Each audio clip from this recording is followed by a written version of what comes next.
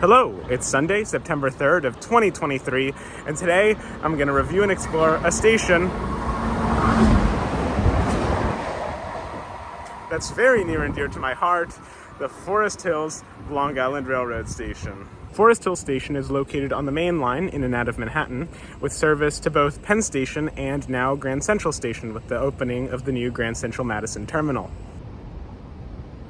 So I was actually born in New York, and I lived here in Forest Hills until I was about 8. Not in the fancy gardens section back here, in the normal apartments on the other side of Queens Boulevard, which I'll show you later. So apparently I used to come here as a little boy with my parents and just watch the express trains go by to calm myself down. So as you may be able to tell, this station doesn't have very traditional architecture. It's actually quite a historic station. It first opened in 1906, but then shortly after it was rebuilt to this in 1911. During weekday off-peak service and weekend service, the station gets an hourly service to Penn Station and an hourly service to Grand Central for a combined half-hourly service to Manhattan. On weekday peak hour, there is a 15-minute combined service to Manhattan with 30 minutes service to each station.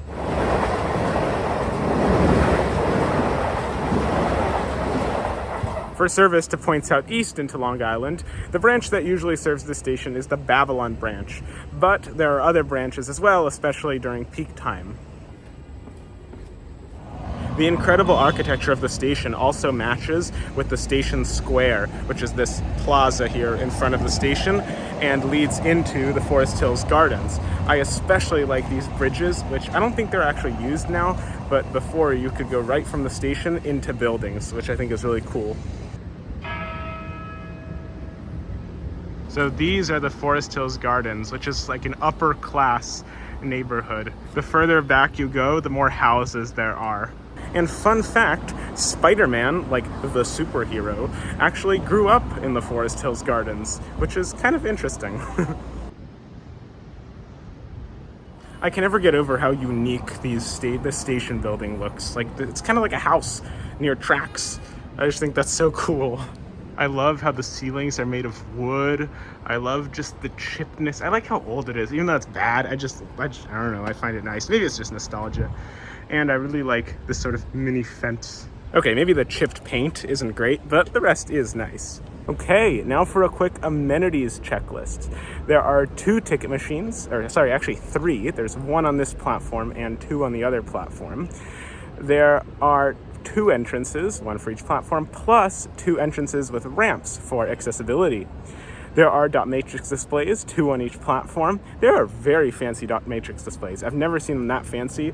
Like, they show the train, they're colored, they have color.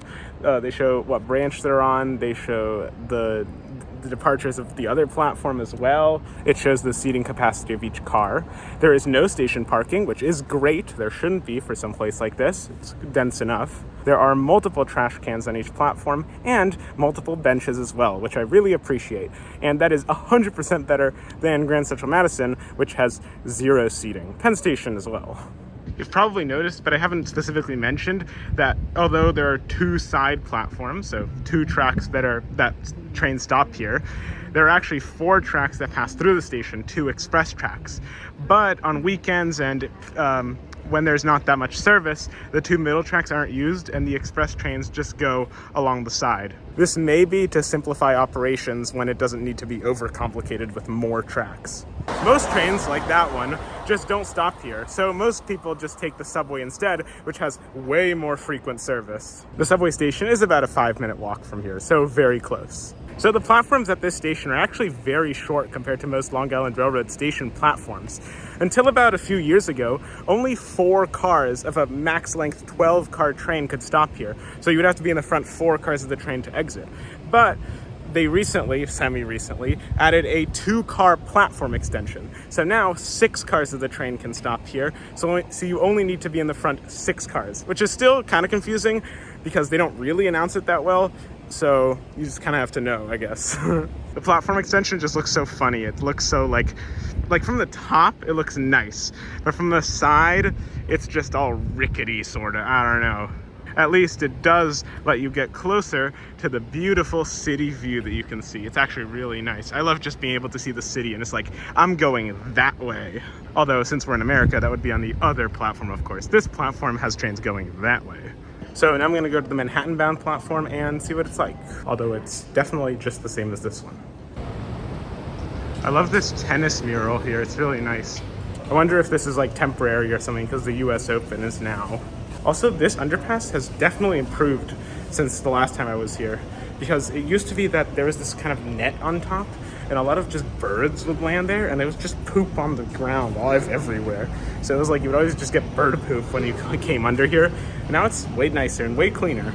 That is relatively, of course, because it's not super clean.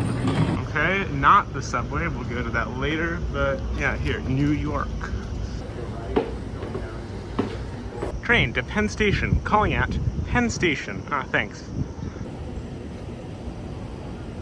So there's also a waiting room at this station, but I can't actually get in because it's closed on weekends and it's only open from like certain times on weekdays. I don't understand why they close waiting rooms, but yeah, it does exist on weekdays when a lot of people do use the train. So that is good. So as I said before, Forest Hills Station is accessible, wheelchair accessible via ramps, which isn't the best way, but I wanted to walk down one to show you kind of how crazy they are. Once again, westbound train to Penn Station on the move, operating 10 minutes late. That's cool. There was an unexpected delay, which is bad, but there was like a custom announcement, like a guy spoke into some sort of microphone somewhere and let people know what happened, which is very nice. And you don't really see that too often. Look what the ramp does. It goes down, right, left, around, then another little curve, and then down a few times, and then it ends. Like, couldn't they have just made one that went like this, then turned, and then came back? I don't know. Would have been too easy, I guess. They needed a little more of a challenge. Also, this is a crazy view.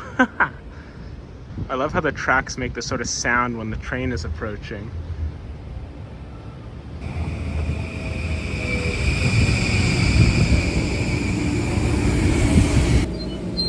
You can really see how the train works down here. It's really cool. Anyway, continuing down the ramp and to Queens Boulevard and Austin Street, because I want to show you some more of the neighborhood. Here's the ramp on the other side if you're curious. Sort of a similar style with the whole not quite straight thing and a little convoluted to get up. But like, it's good. This is a nice view though. Plaza, platform, up, down, great. So this is Austin Street, the main shopping street in Forest Hills. It's interesting coming back here after many years because there are some businesses that have been here forever and some that are like always changing. For example, this bank has been here forever. Boston Market has been here forever. But then there are places like Mr. Vino's Cucina, who I remember this was like a new business when I was here, or like a little after I was here. So it's been here for like 6 years at least, but it still feels new to me. I don't know, I just feel like this street doesn't look like much, but for me it's quite special and I have a lot of memories here. Well, it's quite a nice shopping street for American standards. In Europe, this is like quite normal, you know, houses on top of businesses, but in the US, that's semi-rare, and it's always nice to see that, especially with the occasional apartment building sprinkled in. I remember that this corner shop, which is currently like a jewelry place, used to be a bakery. I remember going in there and getting this like pretty crappy but tasty like little rainbow thing. I don't know, they're very popular in New York. Here in New York, there are a lot of bakeries with them. There are also a lot of new apartment buildings since I left. This hair salon has also been here a while, or I don't know if it was this one, but there was a hair salon on this street. Right now I'm walking towards Queens Boulevard, which is this massive boulevard with 4 subway tracks underneath. And I don't actually really like it. I like the subway, not the boulevard though. Here it is, Queens Boulevard. 1 lane, 3 lanes, 3 lanes, 1 lane. And it used to be worse. It's a lot of lanes, it's a big avenue, but it's actually not too hard to cross because of all these islands in the middle. A few little things about this intersection that I want to mention. 1, this restaurant here on the corner changes like every year. 2, this theater, during COVID it closed and I was kind of sad, but now it's open again, I guess. That's cool. Also, do you see these like bollards here?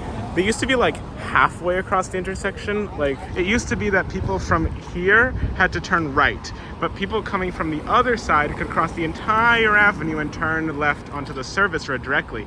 But now, which makes way more sense, they completely shut it off.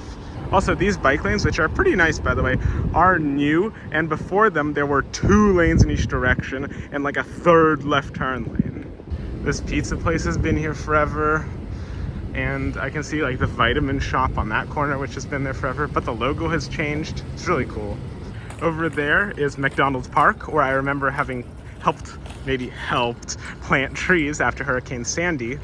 And right here is one of the entrances to the 71st Avenue, Continental Avenue station.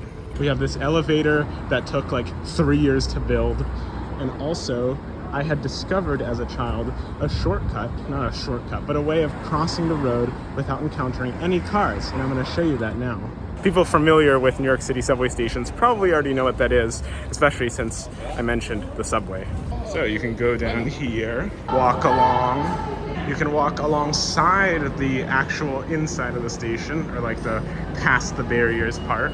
You can walk past all these new maps that they're putting in, which I really like. Like these are much clearer bus maps, local, like area maps, and the diagram, which I really like.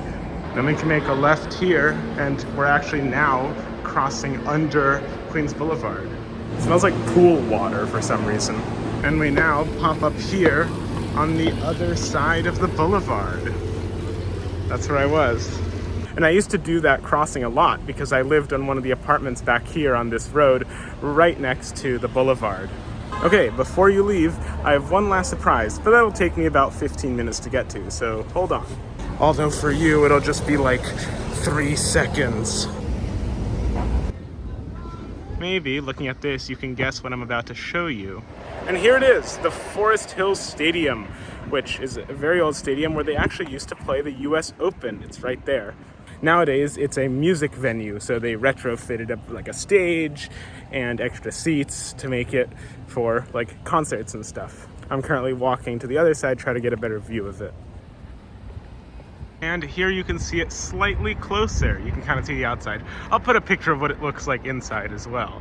You can even see a banner with the name of the guy who they named the new stadium, Arthur Ashe. Don't know anything about him, I just know that the new stadium is named after him. So yeah, probably pretty good at tennis. But yeah, that's it. It was a joy exploring my old neighborhood. I really like doing stuff like this. Thank you all for watching, and I'll see you in the next one. Bye.